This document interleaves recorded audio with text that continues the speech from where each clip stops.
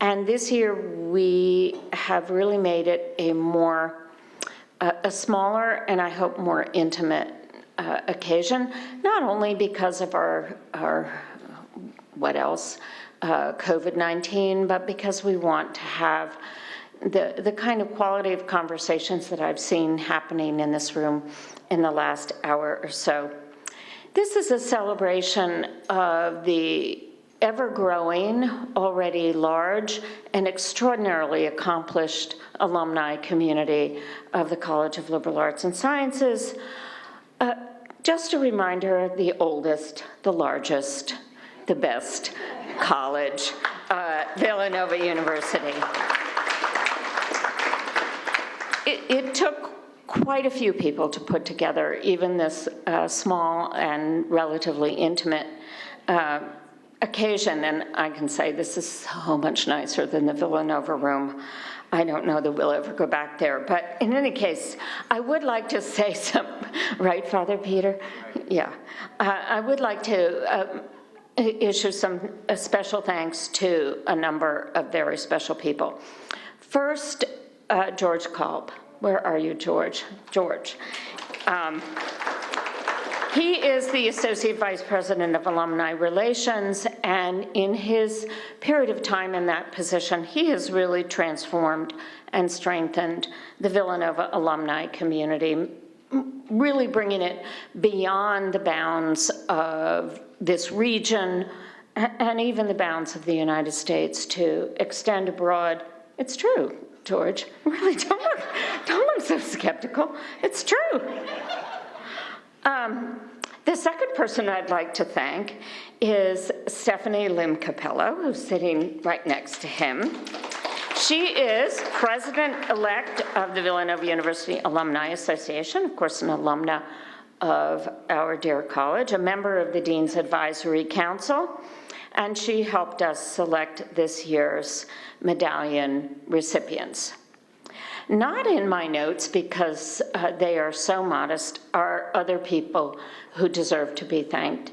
One is Rebecca Robalski, Assistant Dean for External Relations. She makes this so easy. All I have to do is show up, and she does all the arrangements.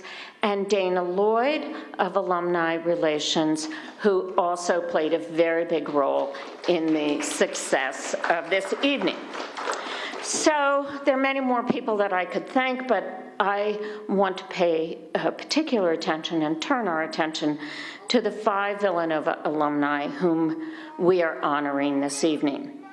They have truly distinguished themselves in their respective professions, and they've dedicated themselves not only to excellence in their occupations and their professions, but also service to the common good. I could not be more proud, and I wish we could do this more often. I could not be more proud of acknowledging such alumni of the College of Liberal Arts and Sciences who really demonstrate the power and the enduring value of a liberal arts education.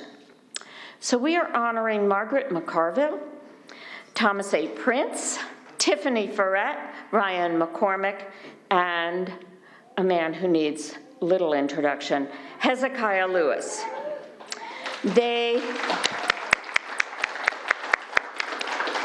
Individually and collectively, they really reflect what we represent as a college and a university. They show us versatility, they show us the willingness to take risks, which I think is a characteristic of a Villanova liberal arts education, and they demonstrate dedication to the common good. So we are extremely proud to be able to honor them. I'm so glad their families could be with them this evening so they can just bask in this moment, because they are all humble people, and they can just bask in this moment of being recognized for the wonderful people they are. So please now welcome a man who needs no introduction, Reverend President Father Peter M. Donohue, who is, of course, a graduate of the College of Liberal Arts and Sciences and a former graduate alumni medallion recipient himself. He is going to offer a blessing and say a few words, and then we will begin dinner, and then there will be presentations after dinner. So thank you, Father Peter, for coming to this event.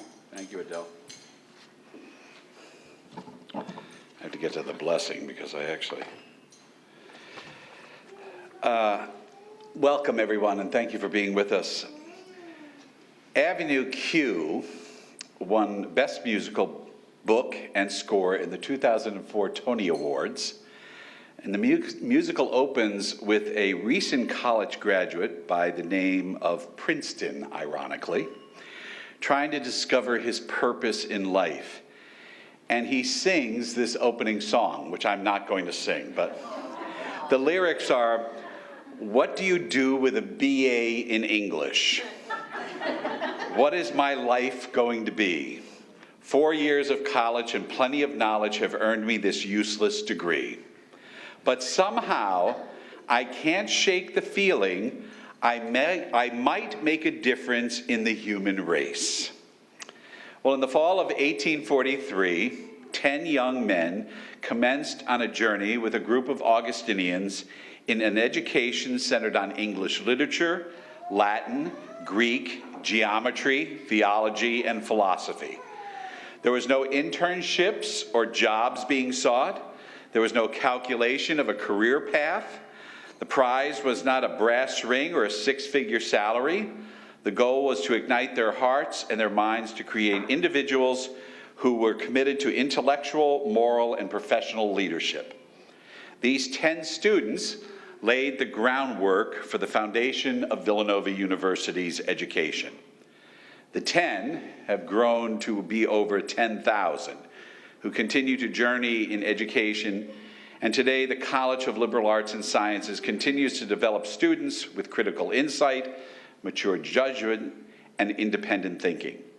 It inspires our students across all the university's disciplines and majors and to be leaders with strong values and a sense of moral responsibility who work for the betterment of our society. Navigating the changes in higher education's landscape while remaining true to our Augustinian educational values continues to be a challenge to our community. As we continue to navigate through our present strategic plan, the long-term goal is that Villanova will continue to be recognized as one of the preeminent Catholic higher educational institutions. We are developing leaders who have a strong foundation in ethics and Augustinian thought and who are having a positive impact on our society.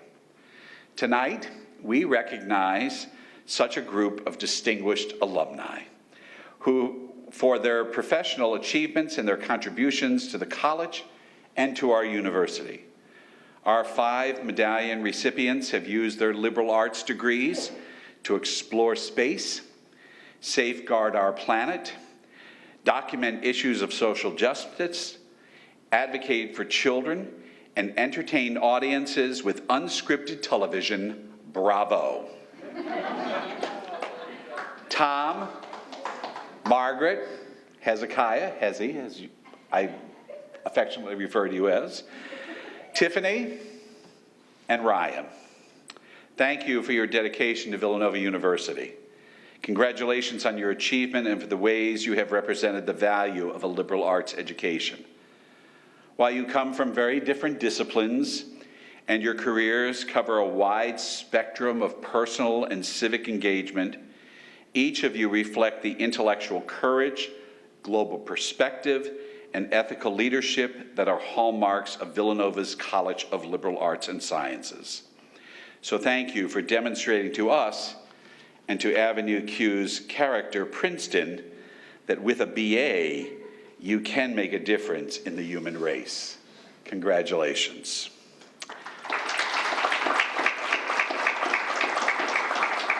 And now let us together pray. Good and gracious God, we thank you for the gift of our community, which brings us together tonight, and for a dedicated alumni who embody our Villanova values in their daily lives.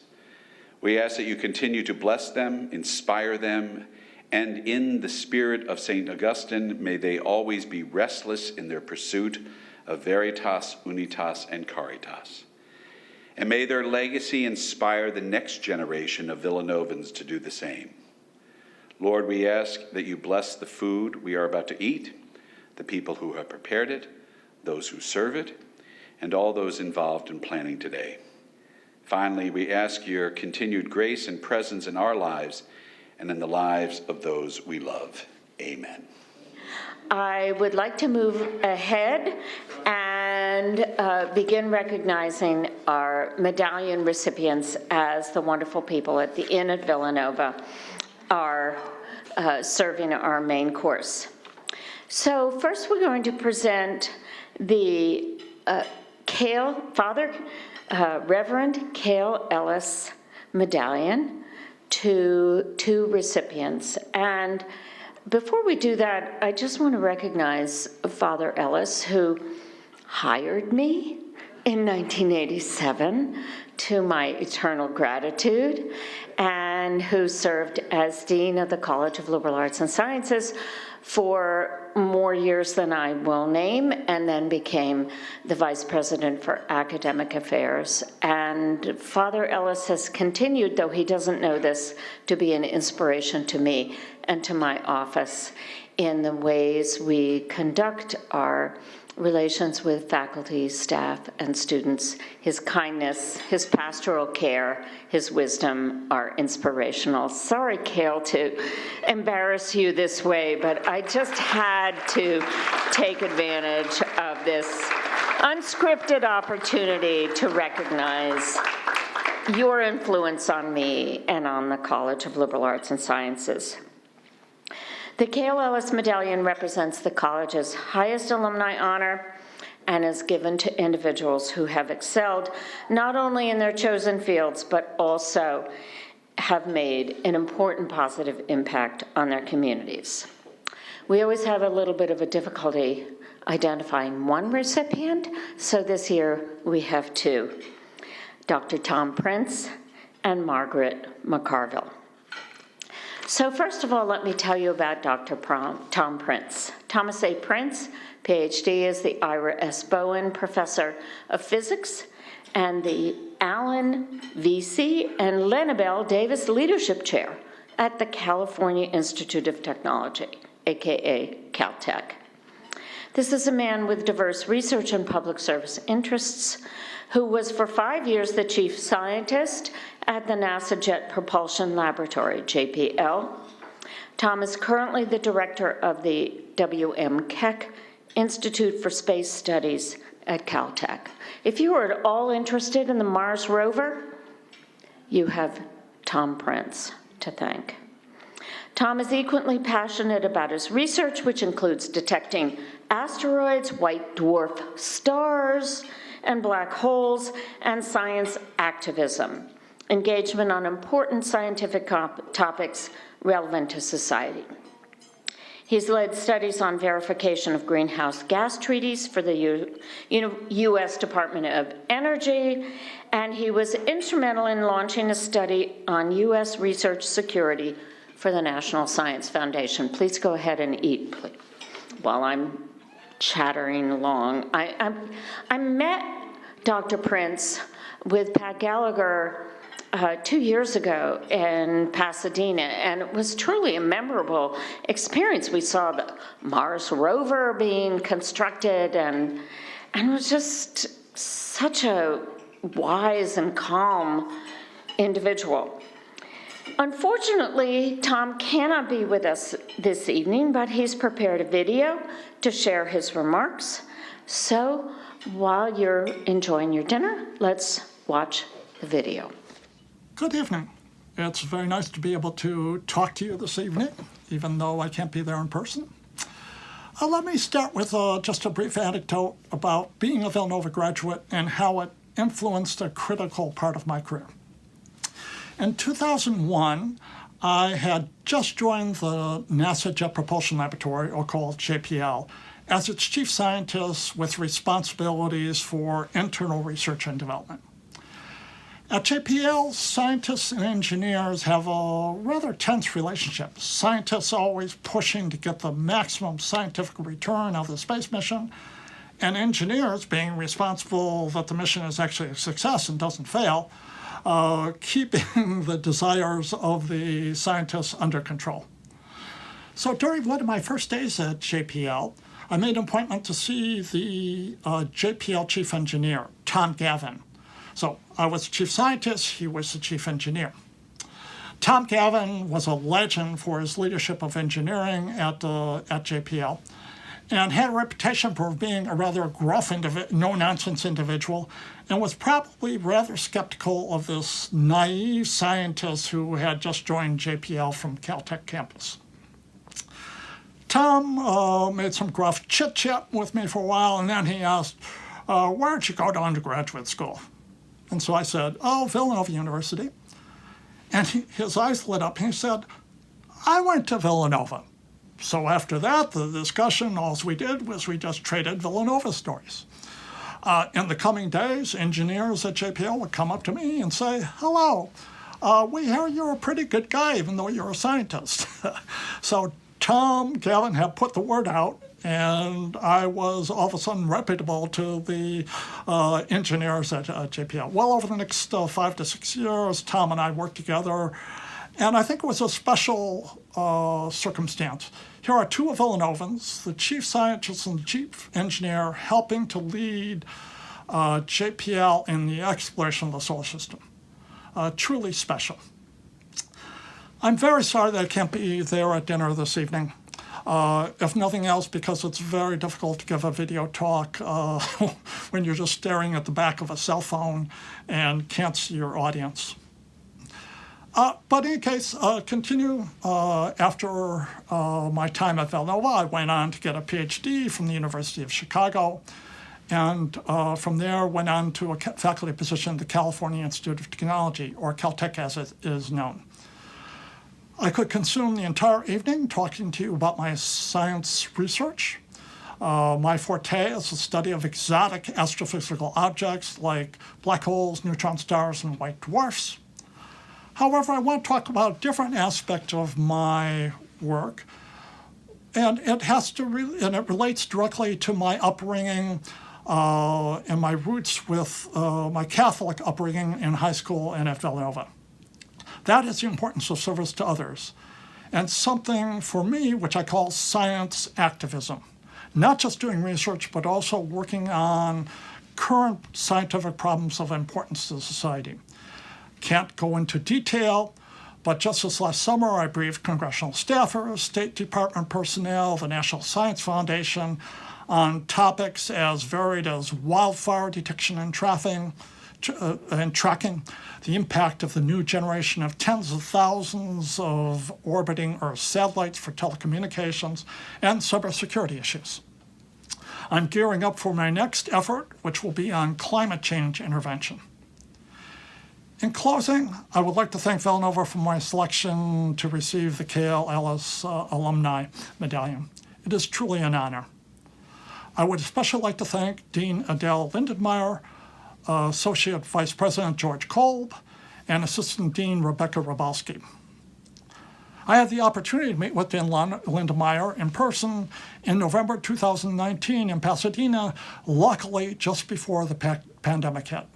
And it was a pleasure getting to know her and reestablishing some of my Villanova connections. I would also like here to recognize my scientific mentor at Villanova, the late Professor Jose de la Vega, who had a deep impact on my future scientific career. I look forward to my next visit to Villanova, hopefully this spring, when I'll be talking to students and faculty about both my scientific research, but also about science activism. Thank you. I hope you have a wonderful evening. Bye-bye. So while you're eating, I also want to recognize our second recipient of the Cale Ellis Medallion, and she fortunately is here with us this evening, and that is Margaret Mccarville. Margaret, please continue eating. I don't want to really interrupt your dinner, so I'm going to just chatter on for a moment and tell everybody just how awesome you are. Margaret Mccarville is a leader in the chemicals and materials industries and has held global corporate executive positions for FMC Corporation, Roman Haas, and Dow Chemical Company. Her many accomplishments include the following: leading FMC's first integrated enterprise planning implementation of SAP software for FMC's chemical business in the mid-90s, and serving as leader of logistics operations for Roman Haas. After Dow Chemical acquired Roman Haas in 2009, Margaret was instrumental in integrating the two companies, and she built out supply chain capabilities in the Middle East and Southeast Asia for Dow Coating Materials, a $3 billion division. I don't even think in billions, so that's pretty awesome. Thereafter, she started MMM, a supply chain consultancy, in 2013. And Margaret became more involved at that time in nonprofit activities focused on horticulture, open space, and community gardens. And in this area, too, she has excelled extraordinarily, and she now devotes her full-time attention to those activities. She's been a board member for the Neighborhood Gardens Trust, as well as the Pennsylvania Horticultural Society.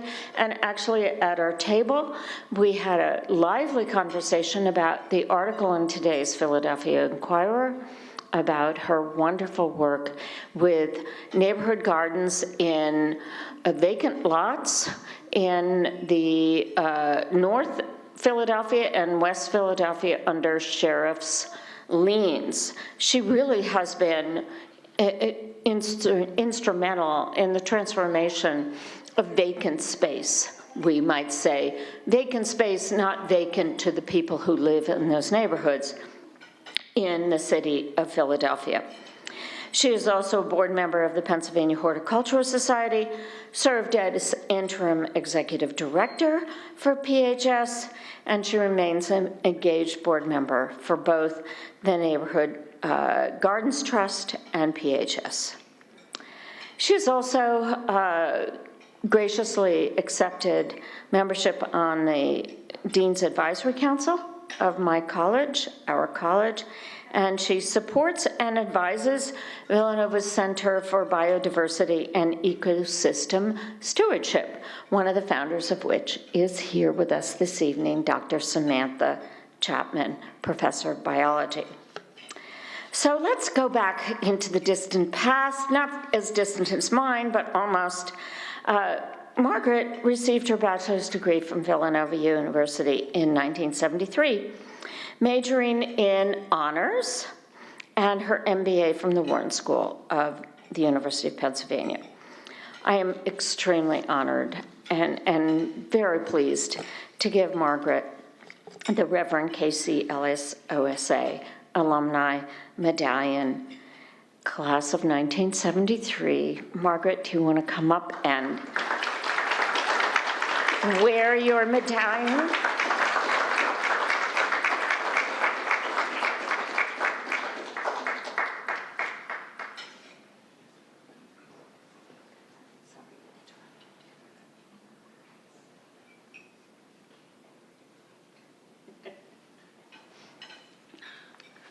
Oh, thank you, Dean Adele. Thank you, Reverend Donahue. Thank you to all of my colleagues in the Arts and Sciences Council Group. And thank you to the faculty of Villanova that I have been working with for the last few years.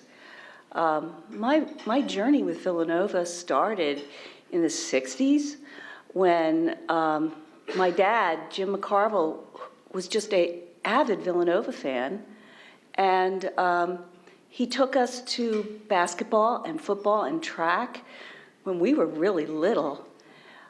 He was a professional in shows and exhibits and was hired by the Pennsylvania Horticultural Society in their first year of having a flower show in 1967. PHS, if you don't know about them, is the oldest horticultural institution in the country. And today's PHS focuses on gardening for the greater good, and it does it through a process of events, education, and programs. So that's how I got introduced to the ideas of garden and greening, and I volunteered in the library and at the flower show. Big surprise. I then wanted to go to Villanova and was really lucky to be accepted in the honors program in 1969. The honors program allowed me to explore everything. I got to take classes in art history, French poetry. One of my favorites was astronomy. And it was a wonderful introduction to the bigger world. So I then graduated, didn't know what I was going to do exactly, but took a job with General Electric because I like to write. And where did I learn how to write? I was on the Villanova newspaper, and our counselor was Reverend Yellen, and he was amazing. He was such a good counselor. He would tell me things that I should think about. And he really brought Villanova values to my attention. And there was something about the scientific approach, the truthfulness, fairness of behavior that made them so refreshing to me. It wasn't super straight. It was being real and following the science and the facts. It was incredibly important to me. And so when I had a chance, I got a job, worked with the General Electric company as a public relations writer, and I promoted electric utility equipment, and I got the chance to also do the absolutely glamorous Space Division public relations. So that was pretty neat. And it was the honors program that helped me get into that. The GE people said, we think you should get an MBA. So I went off to Wharton in 1978 and majored in decision sciences, and of course did finance, and started to explore the ideas of supply chain, logistics, and information technology, which was pretty big time new things back then. And ended up working for FMC Corporation for over 17 years, pursuing those types of things. And it was wonderful. I got a chance to do all that stuff, traveled all over the world. And in the meantime, my husband and I got back into gardening. We did gardening. I went and connected with the PHS people, met Jane Pepper, who at that time had already gotten PHS on the journey to doing good in the community. And they started to build something called Philadelphia's Green Country Town. And so I was very impressed by that and was really excited about what PHS was doing. But then I got a chance to go to Asia Pacific, live in Hong Kong, and I saw a very different world. I had tough jobs, had to work in places like mainland China, the deep mainland China, not the big cities, in places like Mumbai and Manila. And I saw a level of poverty and disparate, difficult situations that made Brazil favelas look good. And that scared me. And I saw a inattention to the environment, in fact, and wanting to ignore what they were doing to the environment. It actually made me start to doubt whether or not our planet would survive. So as a result, I learned a lot about the world. And then I got transferred into a job in St. Louis. And it was for a joint venture for my company. And I saw that it wasn't just in overseas places. In In St. Louis, they were having problems. They had problems with poverty and vacant land, and they had no programs going on. I went to the Botanical Garden, which is one of the greatest in the world, and they hadn't done things like that. So I talked to them a little bit, and I said, I think you need to do some of these types of programs that PHS had started. And at that point, they had also started doing things like trees and tree canopy. So I didn't get heard too much, but they did start to work on it in St. Louis, and those people in St. Louis have done a great job, so I don't want to put you out. But just to understand, I saw that it wasn't just overseas and poor places. It was in our own country. 3 years later, Steve and I came back. We were back where we came from. Dina Dell's already told you what I did for Roman Haas, so I don't want to go into that, except to say I'm back in Philadelphia, and we better start giving back, right? We had some means, and we started giving back to Villanova, but also to other things, and particularly the Horticultural Society. And I asked Jane Pepper, who had started that Green Country Town, is there anything I can do? I know I'm just a business person in an amateur garden, but can I help?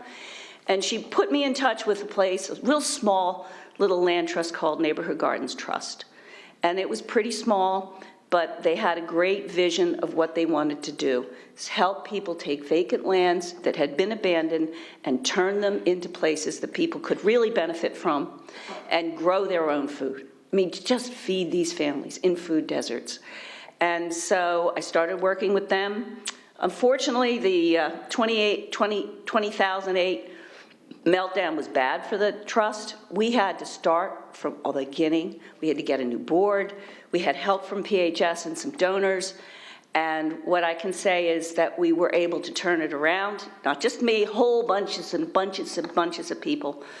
And as a result, today, the Neighborhood Gardens Trust, as you just heard Dean Adele talking about, is really doing a great job in the city. The headline on the Inquirer today was about work that we're doing, and certainly Professor Cameron certainly knows all about it. Pele has been very involved and engaged in this, but also to mention that all of these things have come together because people are working together. And that was the greatest thing for me. Horticultural Society, been involved in for many years, was the interim executive director when the president he just resigned unexpectedly. No one was ever happier than me when we found Matt Rader. And if anybody has met Matt, you know that he is the president of PHS, is doing a great job.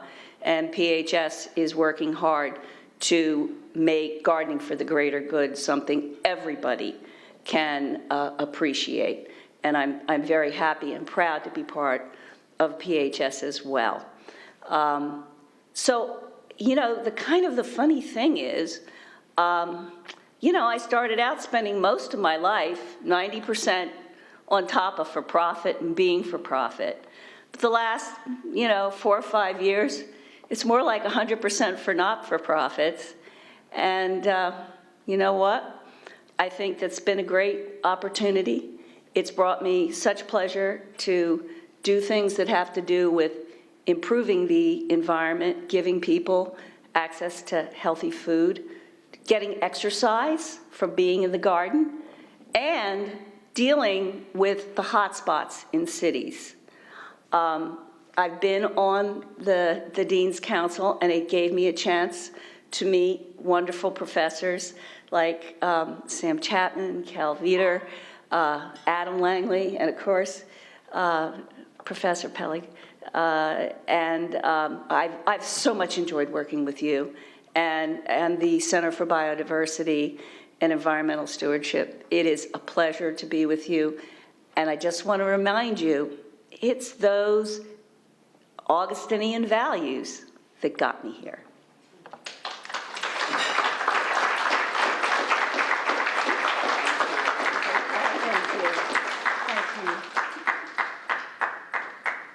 If you appreciate Margaret, plant a tree.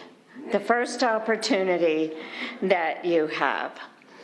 I am going to, our next honoree has a couple of small people dependent on him, so I'm going to move to our next award, and it gives me enormous pleasure to present our graduate medallion to Professor Hezekiah Lewis, who kind of needs no introduction, but I will go ahead anyway. He serves in the Department of Communication as Professor of Communication, and he is also an award-winning filmmaker who seeks to promote social change, actually promote and provoke, instigate, ignite social change through film. His films tackle quite controversial topics that spark important conversations. His students, frankly, adore him. He has just this, he always has a flock of admiring undergraduates from all departments, not just the Department of Communication. Most recently, I'll mention, was it 2020 when your film won the Student Academy Award at the Oscars, the 2020? 2018, that's what I meant to say. For the documentary film Sankofa, which tells the story of slavery as a mental incarceration and its negative impact on Black males, both in Africa and at home here in Philadelphia. So Hezekiah is a double alumnus of Villanova. He received his bachelor's degree from Villanova in X, with double majors in sociology and communication. I'm at such an age now that I really don't want anybody to say what my graduation year is. And then he went on to earn a master's degree in theater from Villanova. Yay. But then he went to the heart of it all, the pyramid, the Great Mountain, Los Angeles, where he earned a Master of Fine Arts from the UCLA School of Theater, Film, and Television. Honestly, doesn't get much better than that. Hezi has been an incredibly loyal, but also provocative alum of Villanova, and I am very, very delighted to bestow this medallion on Hezi Lewis, and for this, I'm going to invite Dean Emery Woodard, Dean of Graduate Studies, to do the honors.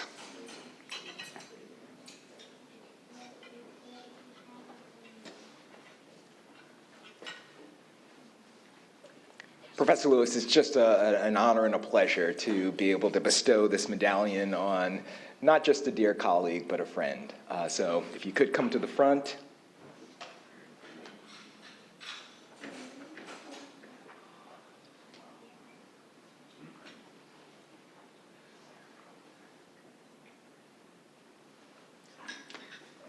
Congratulations.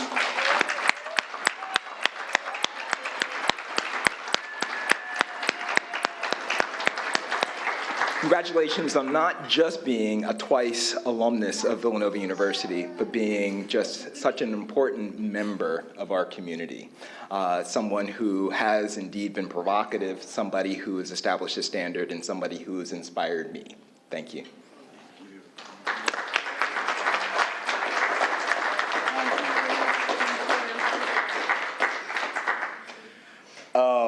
Wow. I didn't write a speech, but I promise I'm trying to keep it under 5 minutes because I can be here all day, y'all. You know, for me, it's been a journey, and when I say Villanova has saved my life, I honestly, truly mean that. And it's been hard for me to really kind of reflect, you know, from the past few years, everything that's been going on from George Floyd and Black Lives Matter movement, and really kind of thinking about just how do I navigate this society that we're in. And one thing that I always go back to, and I'm glad that she's here with us tonight, when I was thinking about, what I wanted to say, how I wanted to really, address, this audience is, I wanted y'all to meet an amazing mother, of mine, who's like somebody that really instilled so much in my life and saved my life in so many ways. It's been an honor to really, everything that I do, I've always said I wanted to make her smile, right? I wanted to make her proud of the young man I was. I'm not young anymore. You see this COVID beard on me, so I usually don't look like this, but we went through a lot. And, my message really right now is to her. And for a minute, I just want everybody to close your eyes and really just imagine this for a second. Just close your eyes, just kind of, participate with me for a minute. Imagine you being 10 years old, playing a game at the time from, let's say Nintendo. Imagine hearing the bang at the door. Imagine seeing a white van pull up with all these men jumping out. Imagine your door being kicked down. Imagine guns being drawn to your head and telling you to get the F down. Now remember, you're 10 years old. That little boy and that little child was me. And seeing my uncle getting beat up at the hallway, seeing guns coming out of our house, seeing drugs, seeing gangs, seeing violence, being shot at, that was my everyday. You can open your eyes now for me. You're looking at that young man that had to survive. You're looking at that young man that had to figure out a way to literally navigate going to school, going to football practice, having to fight physically just to try to make it to the next day. Not having a father or an adult in my life or a male in my life to really show me the ropes. Not having a black man that I could look up to and say, that's who I want to be. They were athletes. They were rappers. They were entertainers. But they weren't doctors, lawyers. They weren't filmmakers. My mother kept me focused in so many different ways. She made sure that I was constantly remembering who I was, that I mattered. She constantly reminded me that it's bigger than me. My name is Hezekiah Lewis, and she made sure I was proud to say that every single time I left that house. She made sure that I understood the value of your name, of your word, but not just your word, your action. What are you actively doing to create a sense of positive change in the world? And not being selfish and doing it just for the vanity of it all. And that's what she gave to me. And when Villanova came and actually offered me a scholarship, I had no idea what that meant. I didn't know what a full ride was. I turned down Cornell because they said it was just giving me financial aid. I thought you had to pay that back. I said, I'm good. I turned down West Point. I didn't understand that process. So not having that guideline, I'm glad that Villanova took a chance on me. When Coach Talley came to my home, he was afraid. He heard gunshots for the first time. And I had to warn him, I might have to meet you down the street because I don't want to get you in my home and I don't want you to be fearing for your life. But that was normal to me. So when he gave me that scholarship, when I say it saved my life, it really changed the perspective. That was the first person in my family to step foot on a college campus. The first. So that was a heavy responsibility for me.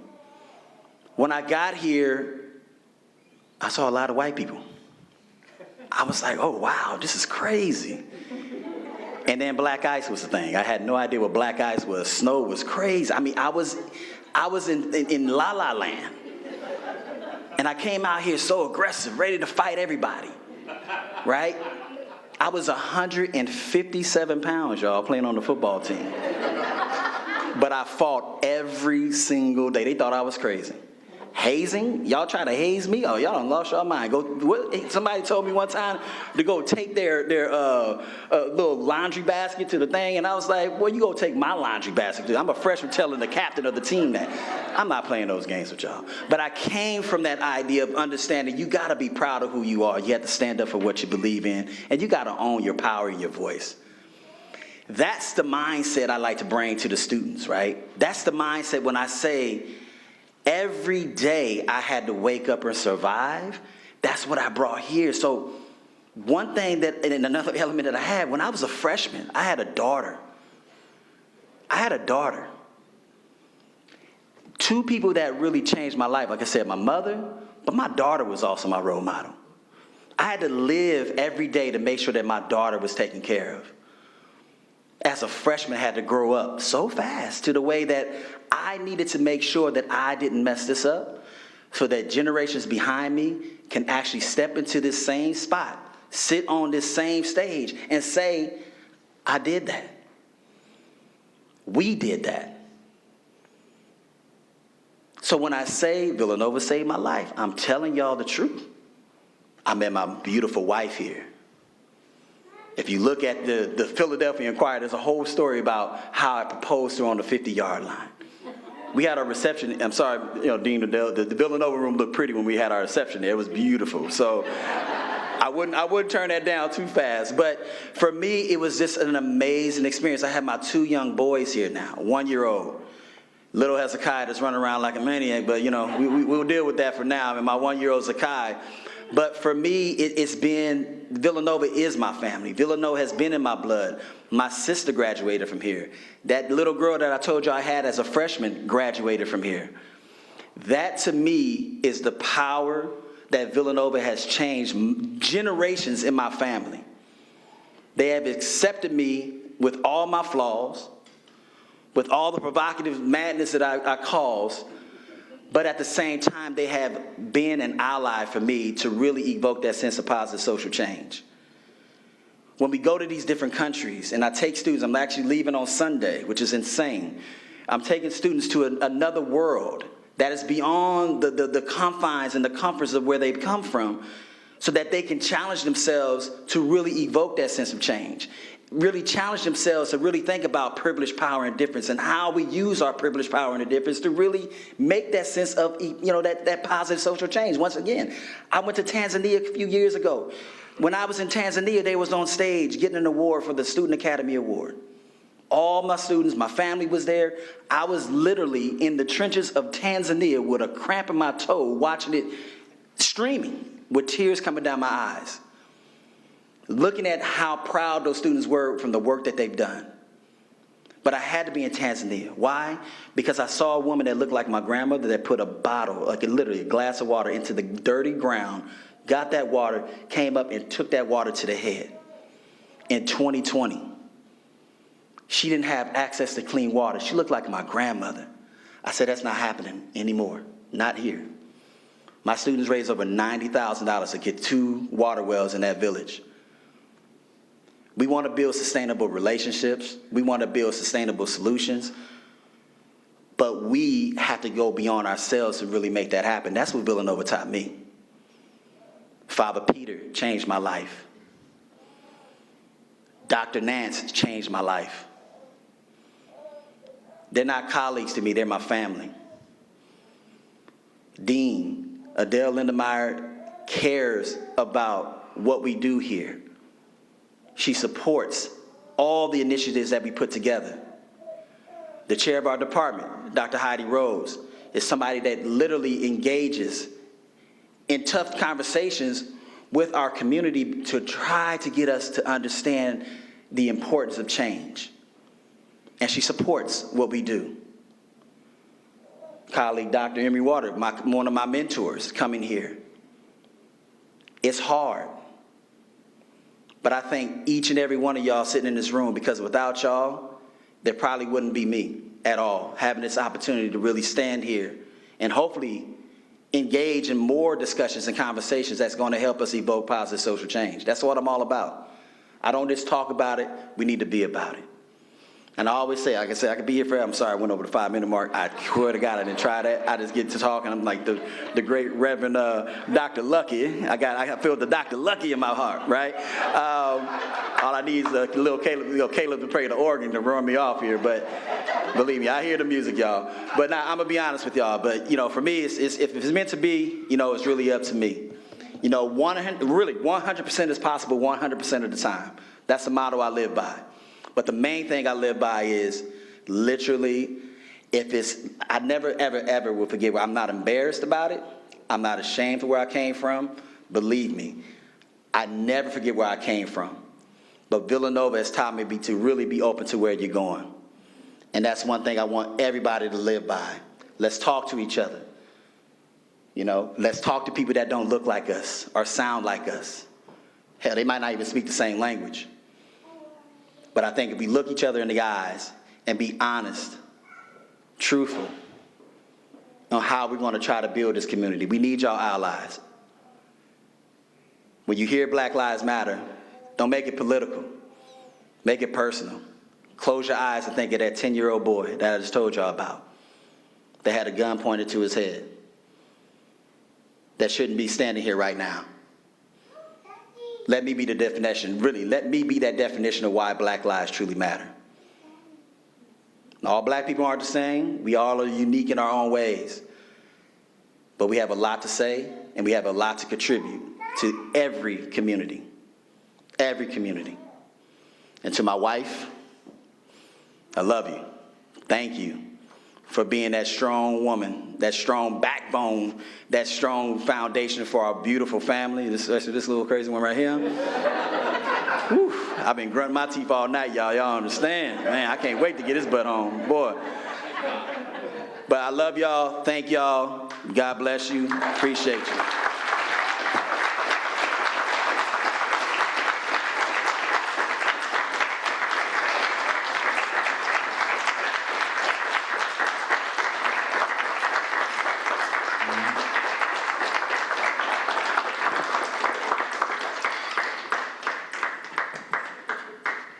This is the Villanova of the 21st century.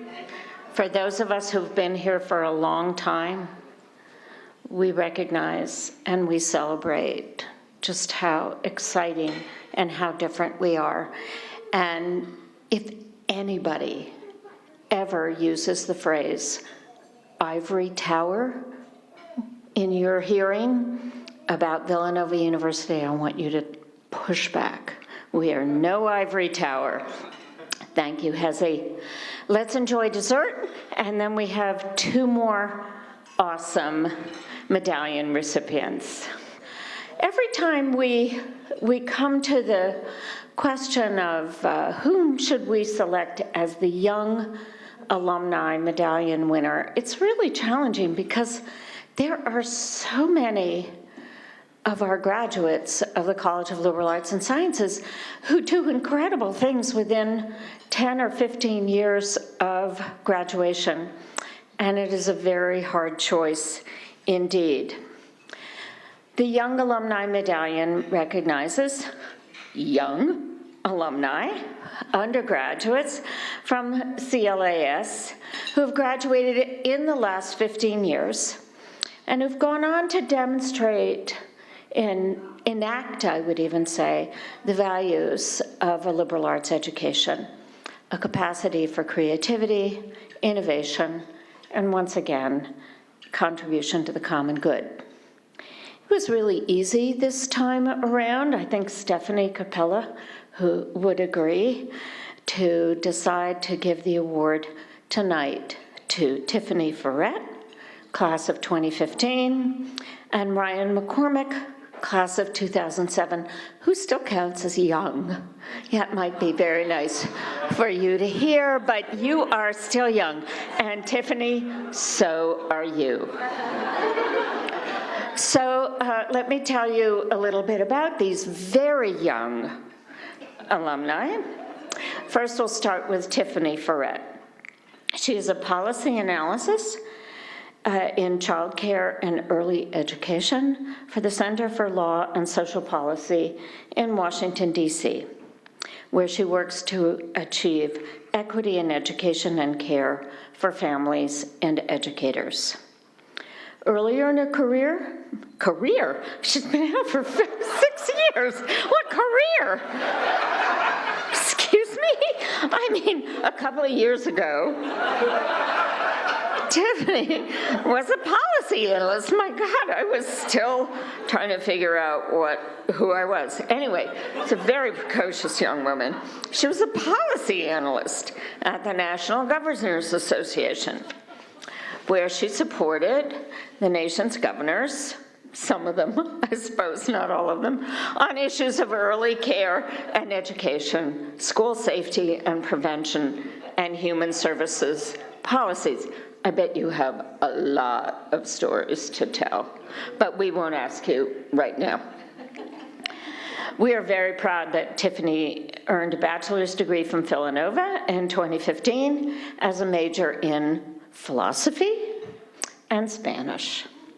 She was honored as a Fulbright Scholar and spent her Fulbright year teaching English and building a curriculum around U.S. Colombian history and culture at a university in Bogota. I'm sorry, I'm not going to even try to pronounce it. Universidad Antonio Nariño in Bogota. How's that? Not bad. She holds a master's. See, it's a liberal arts education. You can fake it anytime with liberal arts education. She holds a master's degree in education policy with concentrations in early childhood law and education from Teachers College, Columbia University.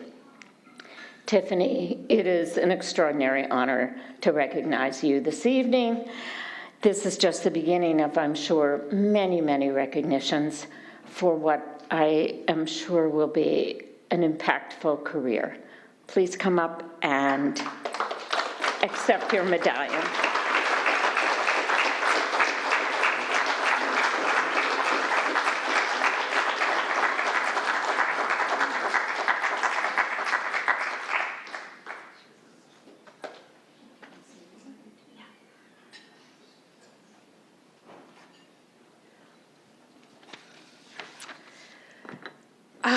Where to start? I just first want to thank you all so much. I want to thank the College of Liberal Arts and Sciences, Father Peter, and the entire university. This is really an honor and still a little bit in shock, I have to admit. And I just want to keep it very brief because, like I said, I'm still kind of processing this moment. But when I first came to Villanova, I've been telling this story to a few folks already this evening. I thought BA in English, head straight to law school, and then head straight to LA to be an entertainment attorney and do business and music contracts. And luckily, that didn't happen because, as we know, when we plan, God laughs. And so what I call my first interrupter was meeting with a former high school English teacher when I visited back home in North Carolina. And I was looking for legal internships, and he said, no, that's not for you. I think that you should teach, and I know the perfect program. And I thought, I'm not gonna teach. I'm going straight to law school. Thank you, but no thank you. But I'm so glad that that opportunity didn't work out because it led me to my first classroom experience with the Children's Defense Fund. And they have a program called the Freedom Schools. That's a national program for children 5 through 18, focused on literacy and empowering children to find a positive sense of identity. And it was the hardest summer of my life. I'm gonna be very honest about that. Had never worked with children, was looking for the adult in the room and realized that I was it. That I was responsible for other people's children. But it was such a rewarding experience because I was able to work in my own community and give back to people who looked like me, who had similar life experiences, and who saw me, for some of these children, as the first person they knew who went to college. And after that, I was hooked, maybe not all the way at first. I thought still maybe I'll do education law or weave this law thing in there somehow. But after other experiences, I realized that my purpose was really at the intersection of education, racial justice, and public policy, and making sure that the opportunities that I was afforded and the sacrifices that my parents put in to my siblings and I to give and to give often were reflected in every single child's life. And so I just, again, want to say thank you. I want to leave you all with just thinking about something that I often reflect on, which is service is the rent we pay for living. And that's something that's said by Marian Wright Edelman, the founder of the Children's Defense Fund. And to often think about that with hope, education, and action in the CDF tradition. So again, thank you all so much, and have a great evening, and congratulations to all the winners.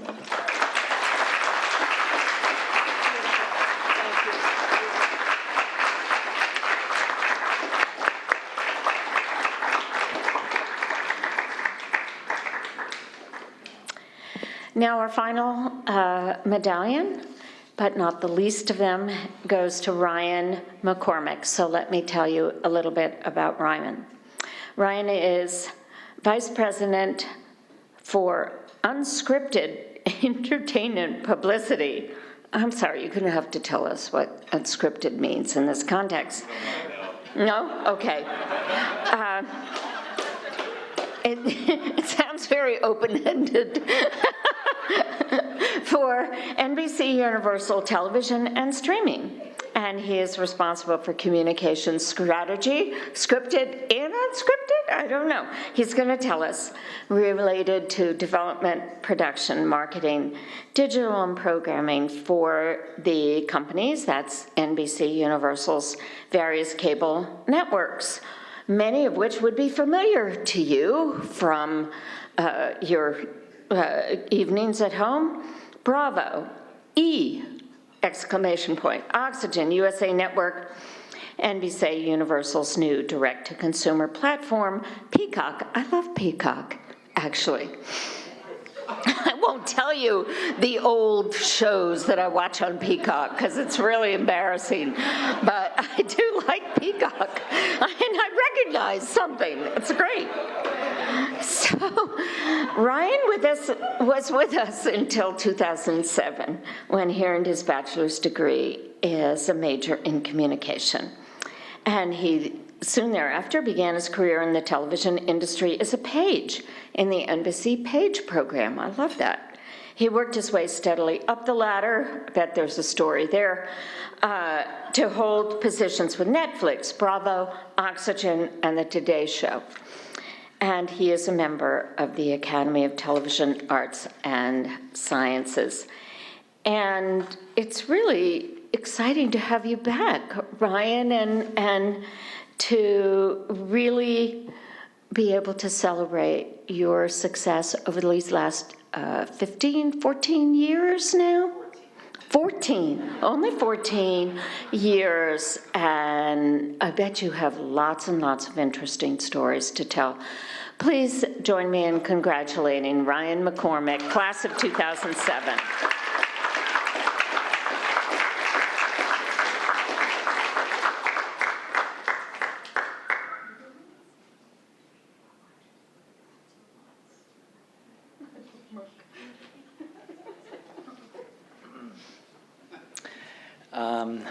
Good evening, everyone. I guess to answer the first question, unscripted is a fancy word for reality, television. Yes.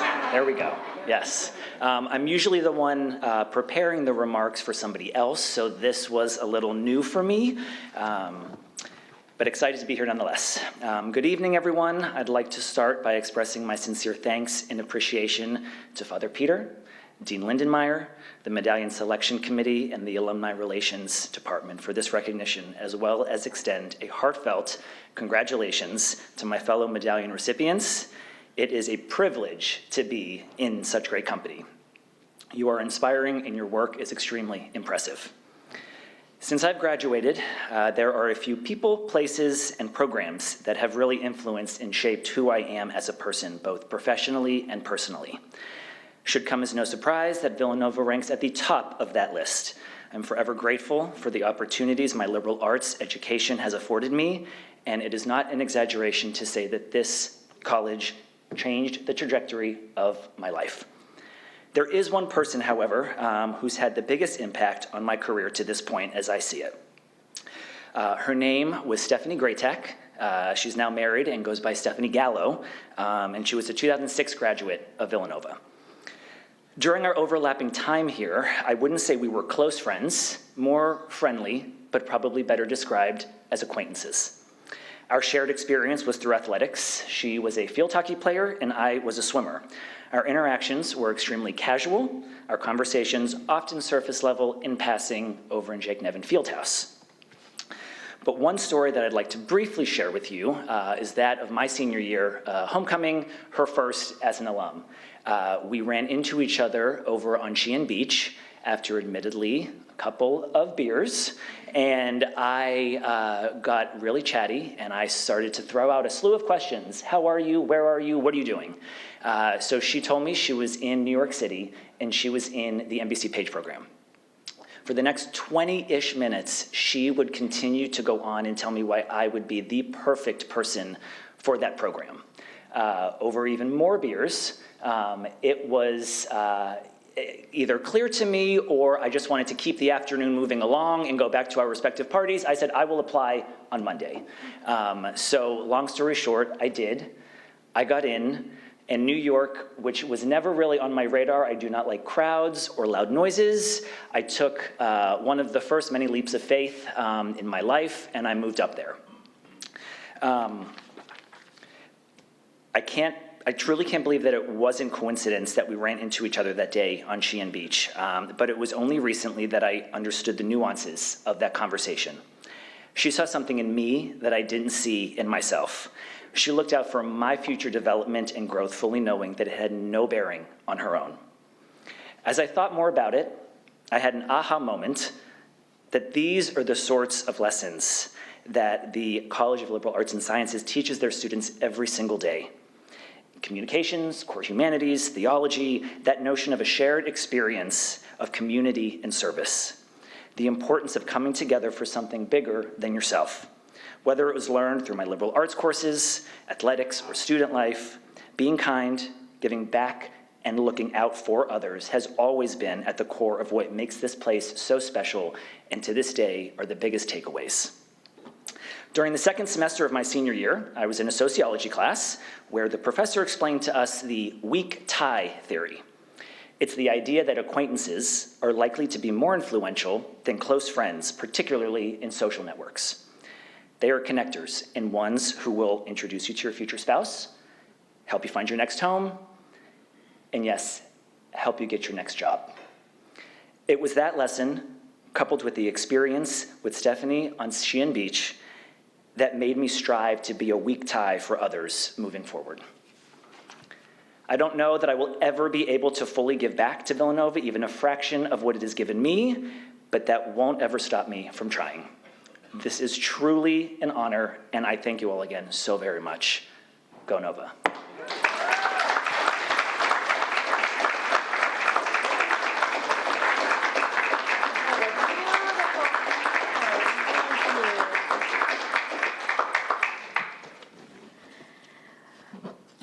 I just want to bring our evening to a second to last moment because I want everybody to please stay and enjoy this beautiful space.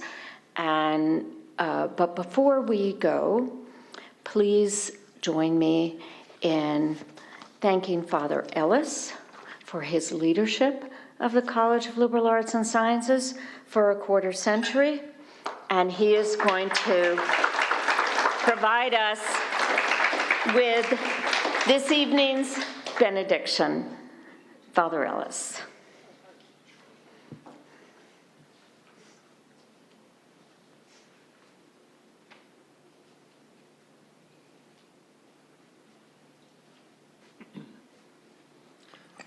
Thank you very much, Adele.